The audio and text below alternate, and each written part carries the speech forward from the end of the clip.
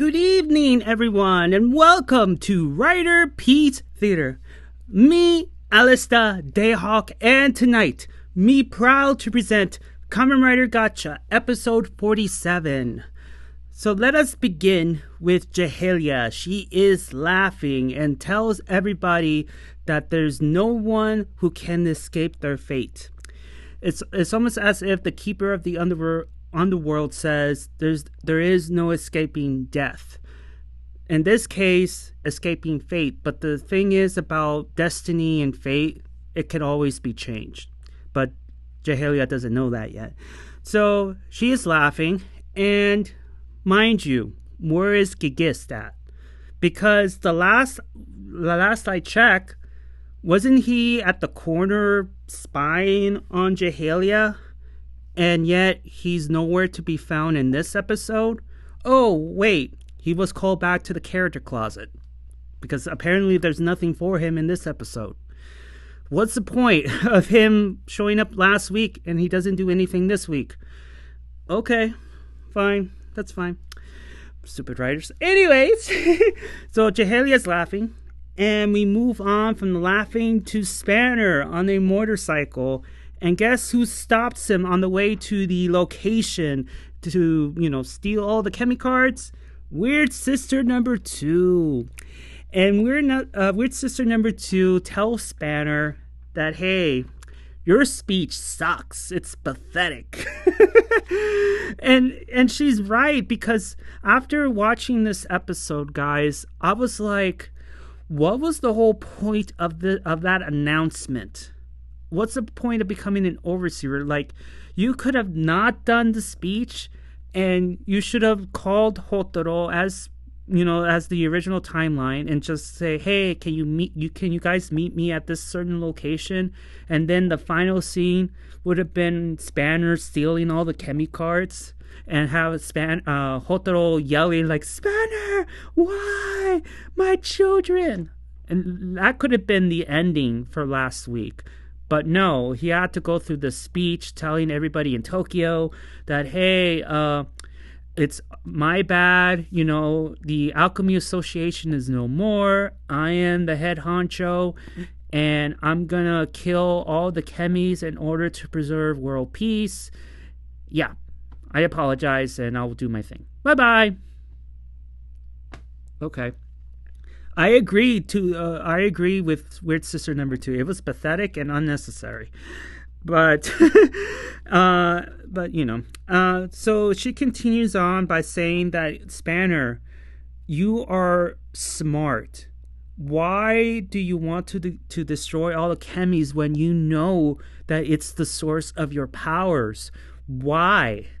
And of course, Spanner, well, before that, she says, like, do you have a plan? Because you know that if you end up succeeding in your plan, how in the hell are the heroes are supposed to destroy the enemy? Like, how? And so Spanner says something to number 2 that leaves her in shock. And before Spanner leaves, he tells number 2 to please protect Professor Kyoka for me, and punches her in the gut, knocking her out. So it doesn't take a brain genius to figure this one out, that Spanner is planning on self-sacrificing himself. How, why, we don't know yet, but it sounds like to me that he's planning on not being in this world for much longer if his plan were to succeed. So we move on to, the punch and knocked out. We go to the Alliance. They made it to the location.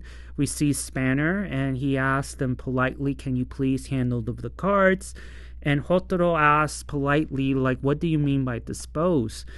Houtaro, Houtaro, you should know by now what does dispose mean? It's obvious what it means. I just don't understand why Houtaro had to ask Spanner, like, what do you mean by dispose of? He means to kill them, Houtaro. That's what he means. Man, he's so dumb. So So he asks that, and Spanner tells them his plan. So his plan is to remove all chemies from existence and make sure that they can never transmutate ever again. He also points out that there's evil people hunting them down for their cards. And we get into this cutscene where you see these evil people in suits asking civilians if they know who Kudo or Ichinose Houtaro is at. They're asking where the hell they are. Why? They're trying to steal the chemies. Okay? And you have Kaijiki, who comes out and just looks on what's going on, and he is really concerned for his friends, so he leaves. So we go back to the location. We see the extras using their alchemy to trap the Alliance, and you see Spanner using his black flame to capture all the chemy cards, and he just leaves them. And so he leaves, and the extras leave, and the spell is dispelled. And then here comes number 2. Somehow, some way, discovered the location and tells everybody, "I know what his plan is, and can you please stop him because it's not good." And she tells everybody that he's planning on transmutate all 101 cards into oneself and then go after the enemy. But Kyoka and Miroto Sensei know that there's no way someone like Spanner or anybody can maintain all this 101 chemy cards inside of one being. It's impossible. It could destroy a person. And that goes to the self-sacrifice thing, because Spanner knows that if he takes this route, that there's no way he's going to make it on the other side. So he's planning on taking the enemy down with him. And so Kyoka's like, "You're such an idiot. I don't know why. I don't know why you're doing this." So the Alliance decides, like, okay, we need to stop him. So they go after him. But then Houtaro gets a phone call. So we get from the phone call to Weird Sister number 1, who's been played by a 10-year-old. She tells Grayon that Spanner is gunning for him and decides to stop him. So she goes to the ritual site. You see all the extras preparing for the ritual. But before number 1 does anything, here comes Weird Sister number 3.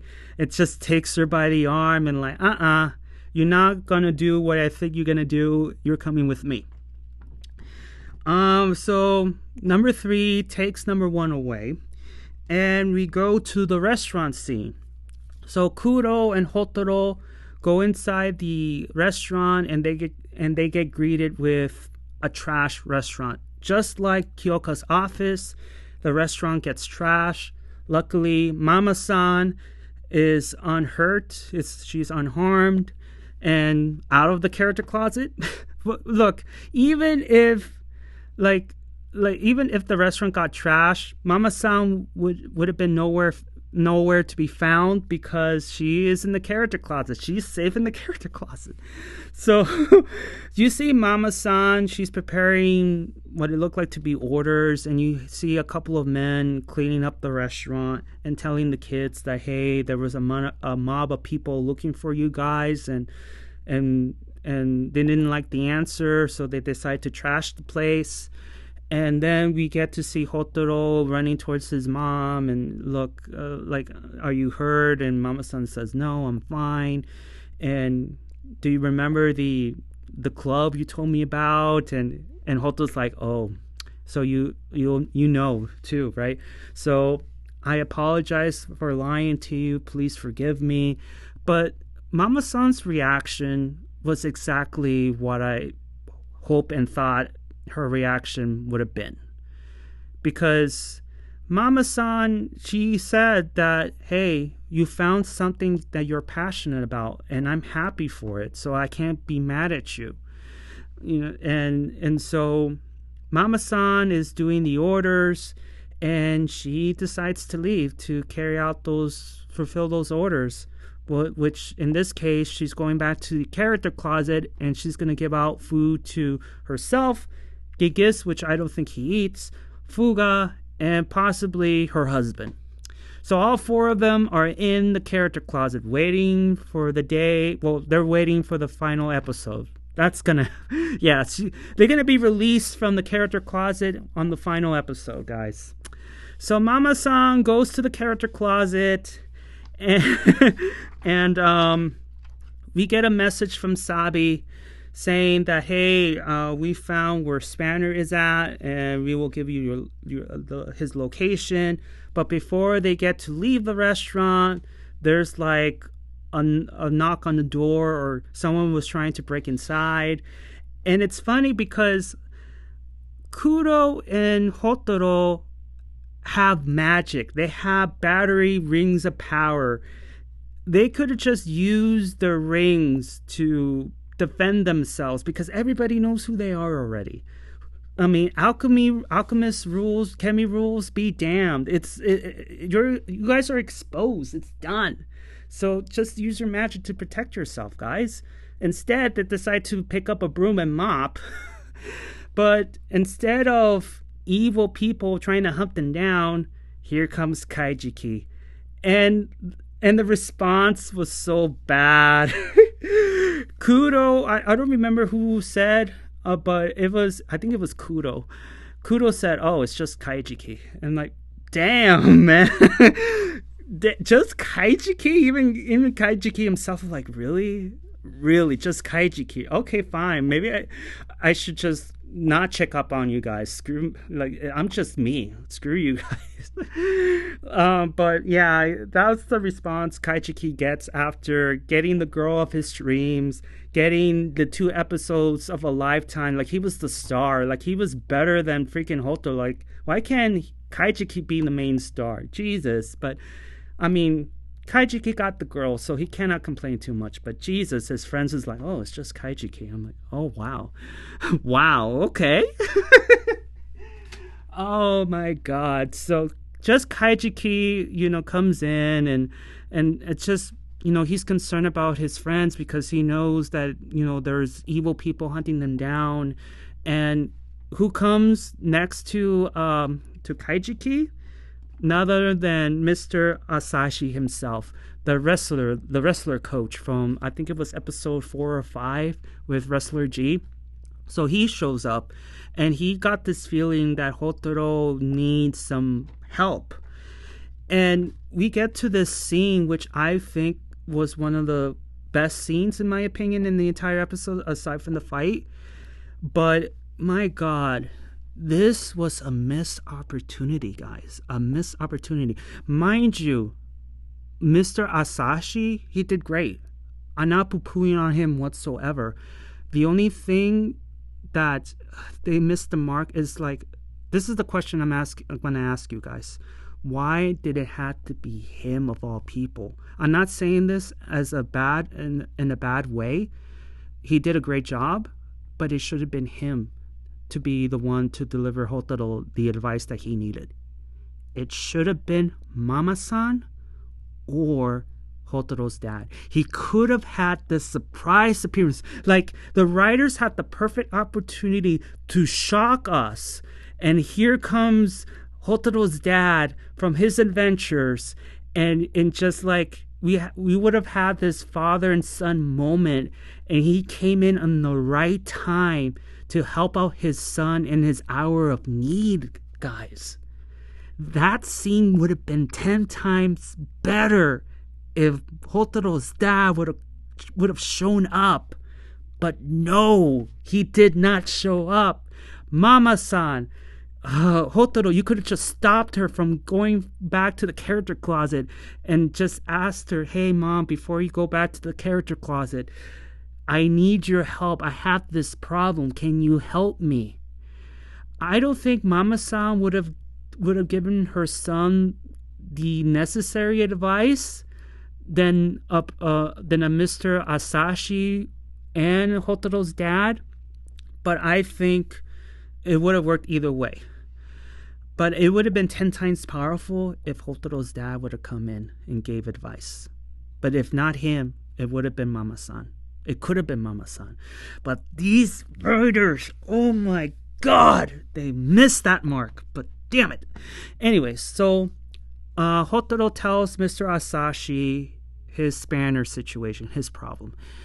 He doesn't know what to do. Spanner is really stubborn, set on his ways. How can I make him listen to me? And Mr. Asashi said something that really makes you think. Sure, words are nice, but there's other ways for you to, reach out to him. And that's where, the gears in Hotaro's head was starting to turn. He's like, oh. And then this is where Professor Mr. Asashi also added in that you are a beaker of your dreams. It's up to you to keep it safe. This scene could have been 10 times better, guys. Seriously. Mama-san could have said it. Or better yet, Hotaro's dad. Damn it. Damn. Oh, this show. Oh. So, but kudos to Mr. Asashi. Nothing bad towards him. He did a good job. But why him? It could have been one of his parents. That's all. So after that advice, after that powerful scene, we have Spanner at the ritual site. He's preparing for the ritual. He's apologizing to his chemy cards to please forgive me. And he's about to perform the ritual. But then the Alliance steps in and quickly deals away with the extras. They quickly did away with them. And then here comes Houtaro, the chemy chief. And he runs towards Spanner and delivers the chemy punch. Mind you, like there's a picture that shows Houtaro short, Spanner tall, and it's just damn. Like you could have just delivered a Superman punch. That would have been better for Houtaro to do, because he tried to do a spear, and it didn't work obviously because it was badly executed, and he was using his head instead of his shoulder. But anyways, instead of a spear, he did like a weird attempt of a spear, and then you have the chemy punch.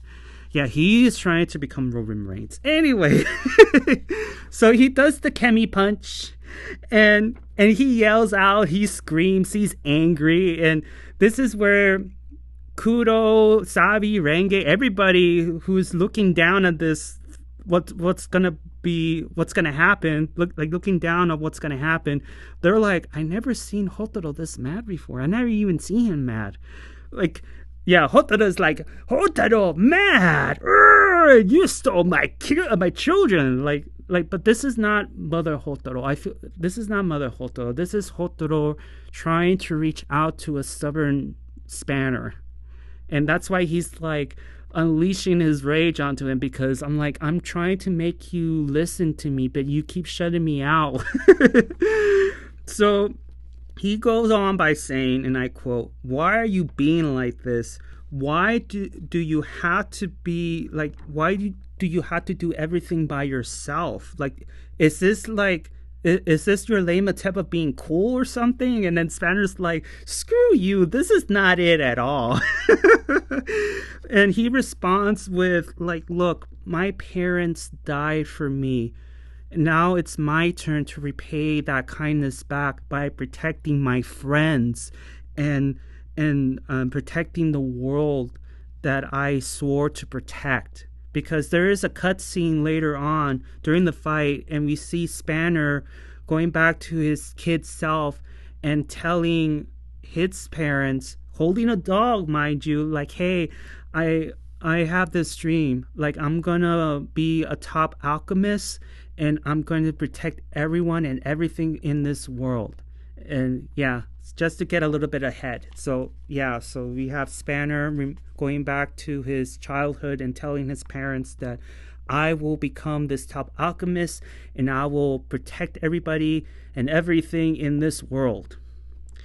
And so we move on from there. So yeah, so Spanner tells Houtaro about how his parents died for him. Now it's my turn, and and and Houtaro. Oh my god, this is where I felt like Houtaro turned heel at this point, because he says to Spanner like, that goes against my gacha. It goes against my dreams. I'm like, damn, Houtaro. Talk about selfish. Oh my god. The way you said it, like, it goes against my dreams. But he continues on by telling Spanner, look, we can work something out. Please. And I don't want you to kill yourself. I don't want you to self-sacrifice yourself for this stupid plan of yours, which, by the way, it is stupid, because I will tell you all about it later if he would have succeeded with this plan. But yes, he says, like, can we work something out? Like, there's a better way of doing this without you sacrificing yourself. And Spanner, this is where we get the pipe bomb. Spanner says, this is exactly why I hate you so much. The way you want us to go along with your superficial ideals. Who cares about your gacha? And that's where the pipe bomb ends. Like, that was Spanner's pipe bomb / Brock Lesnar's who cares about your kids. I'm like, Spanner, thank you. I'm sure everybody in the audience felt the same way that he does, because let's be honest, guys, like, what he said is true, in my opinion. Like, he inadvertently, Houtaro is forcing everybody to go on this train of, hey, I have this gacha where humans and chemies can coexist in peace. And once again, I tell you guys this is the battle of ideals. This is the battle between, like, the heart versus the mind. Houtaro thinks with his heart. He believes in the good of everybody. Versus Spanner, who thinks with his head, thinking like, okay, I don't think this utopia is manageable because humans are flawed. People can be good, but also can be evil. Chemies can be forced to be good, but also used for evil. And let's say, Houtaro's dream is in the process. There's still the matter of, okay, there are wicked people who are going to use chemies for evil deeds, and the Malgains will be born. There's also the government. The Japanese government, how are they going to handle the chemy situation and the alchemist situation? I know they're all the same thing, but I'm just saying. So there's still the Japanese government. And also, the entire world will be eyeballing Japan because of the chemies, because of the alchemists. So every country, every single government, including its own, is going to target Japan. And how is Houtaro and the rest of the alliance are going to handle that situation? Again, Spanner's thinking the bigger picture, while Houtaro is sticking through his heart.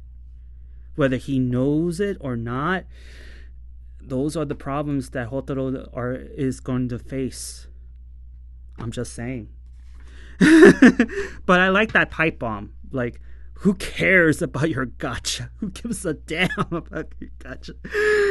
But, again, Spanner is right. Like, Houtaro inadvertently and without even noticing that he is forcing people to jump into the chemy utopia thing, whether he knows it or not. I'm pro Spanner at this. So after doing the CM Punk pipe bomb / Brock Lesnar thing with the I don't care, I don't give a damn about your kids. And to add on, he also said, Spanner, like, something has got to give. But then Houtaro responds with, not at the cost of a friend. And I have to give kudos to Houtaro too, because Houtaro knows that Spanner does not like him. And he openly, it says it to his face that I don't like you. I hate you because of the way of you, because of what he said. But even with that, Houtaro still views Spanner as a friend. And he will do whatever it takes to save him from himself, because that's pretty much what Spanner is doing. Like, he's trying to destroy himself in order to keep world peace and protect his friends. But come on, like, your plan is awfully flawed. You're not thinking straight, Spanner. You're not thinking straight. So we get this awesome match between Houtaro and Spanner. And as a whole, guys, the suit actors, they deserve a round of applause. They really do. They earned it. Because, Jesus, they told an awesome story. You can tell that the suit actors were giving their all and just beating the crap out of each other. And this match told a better story than Keiwa versus Ace. Yeah, it told a better story, and it just like, damn, it's so good. And it's something that I told you guys last year with that match, that it felt like it was rushed, it was too short, and it felt like nothing was on the line. This match was something, like, I felt like this is the battle of ideals, the battle of wills, if you will. I know, pun intended.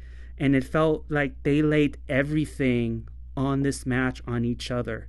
The same way SummerSlam did last night with CM Punk versus Drew McIntyre, Damian Priest versus Gunther, and of course Mami versus what's her face? But but for those who've seen SummerSlam, you already know who I'm talking about. To me, this match as a whole told an excellent story. They laid everything in that ring, air quotes. I enjoyed it very much, so I can't really poo-poo on it. I can't. It was excellent. I love it. So during that excellent match, like I mentioned before, Spanner has a flashback of him being a child holding a dog and telling his parents of what he's gonna do, and during the match, Spanner. Well, the first round it went to Spanner because you can tell he's fighting viciously, and he really just destroyed Houtaro in that first round when he was Fire Gotcha. And then when he transformed into Rainbow, round 2 began. And during that round 2, you could tell that Houtaro is getting the upper hand now, and tells Spanner, "Hey, like, have you noticed that I have gone stronger, Spanner? Have you noticed?" And Spanner says, like, "I have known for a long time that you have gone stronger. I have known." And then Houtaro turns around. "Okay, so have faith in me, Spanner. Have faith in me. Please trust in the process. Can you give me a chance to prove to you that this utopia can happen?" And then he continues on like, "Yes, I'm selfish. All right, I admit it. I'm selfish. That's why I want to protect the things I love. Okay." And then Spanner just like, like I keep telling you guys this, and Spanner said it for me in this episode. "You are an effing child." He just yells it out to him. "You are a child, Houtaro."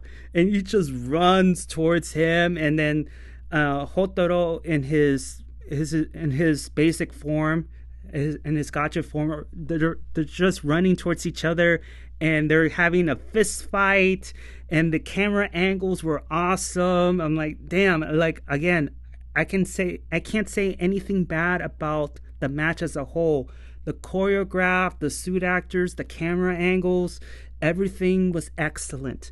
So I can't say anything bad about it. So we get to the epic knuckle punch to the face or to the helmets, and unfortunately for Spanner, his helmet got cracked. You see his eye, but unfortunately we don't get Hotaro's helmet getting cracked, which a missed opportunity there. That's the only thing.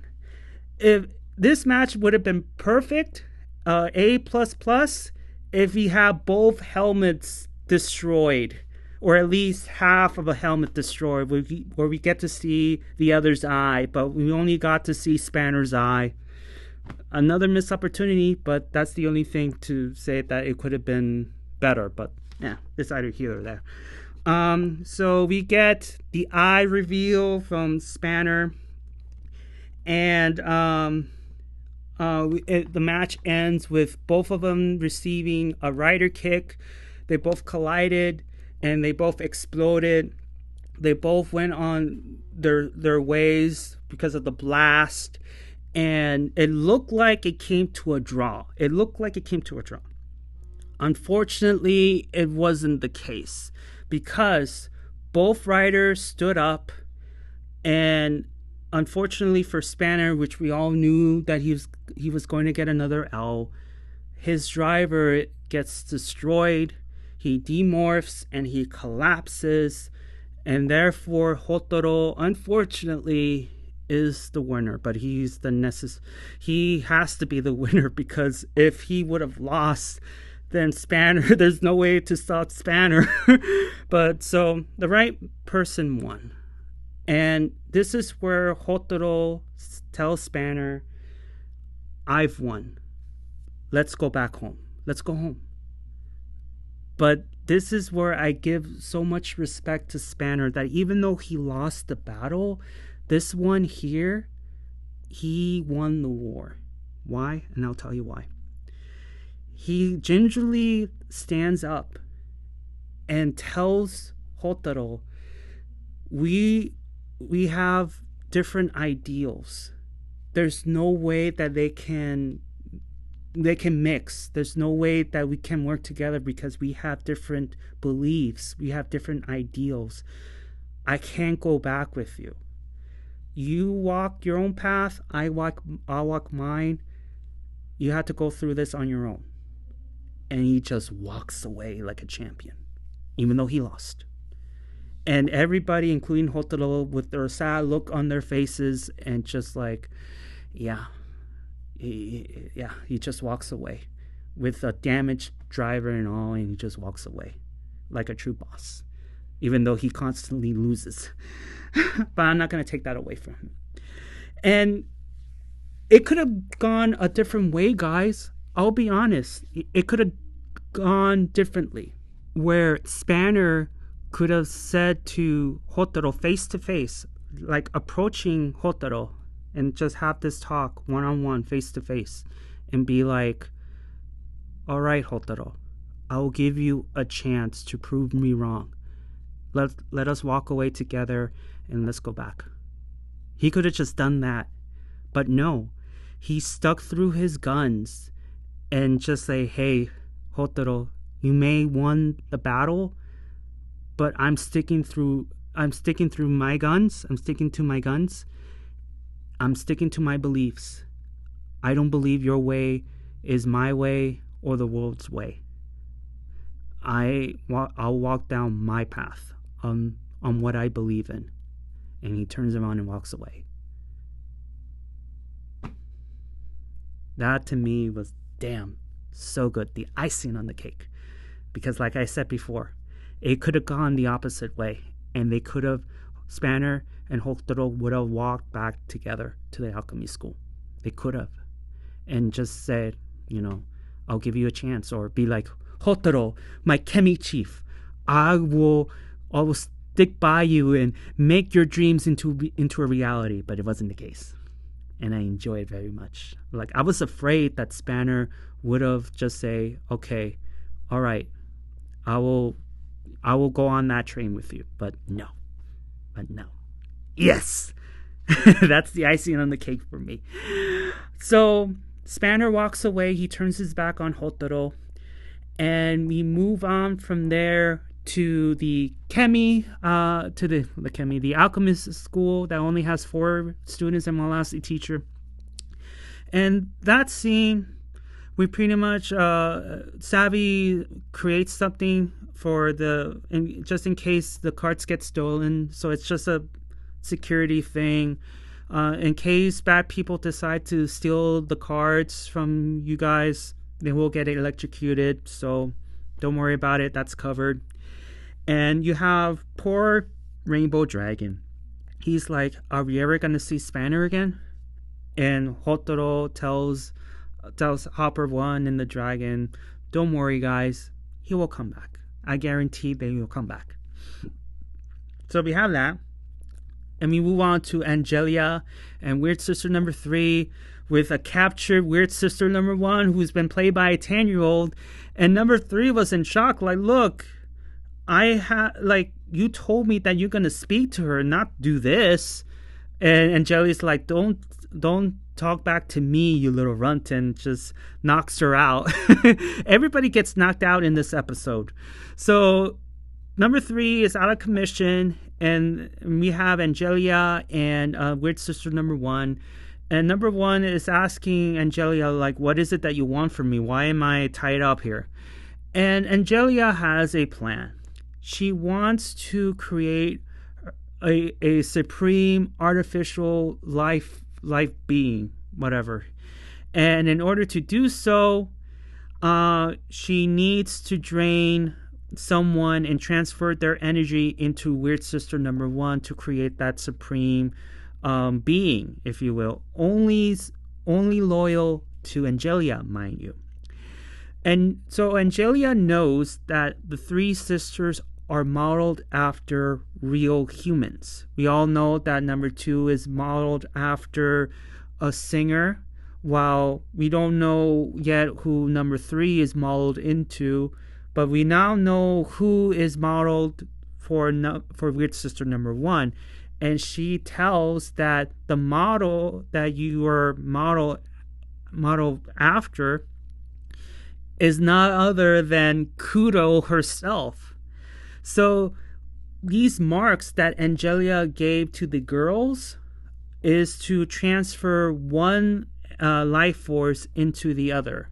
Their soul, their magical energy, whatever it is, it gets transferred to the other person. In this case, Kudo's life force, her energy is going to get transported to Weird Sister number 1 to create this supreme life being, whatever.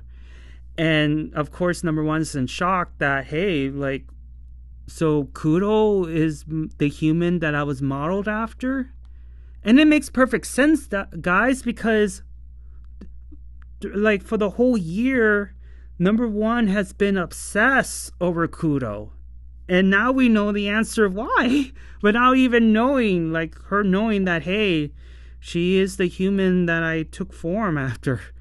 And speaking of Kudo, the curse is already activated. You see Kudo collapsing, and you see the mark activating. So she is in pain. And yeah, guys, that's the end of the episode.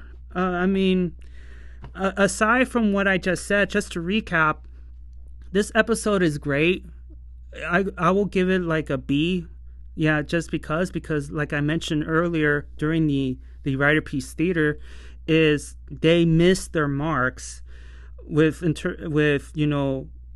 Asashi. It could have been Mama-san or Hotaro's dad to give out that advice. I also want to add one thing too during the fight.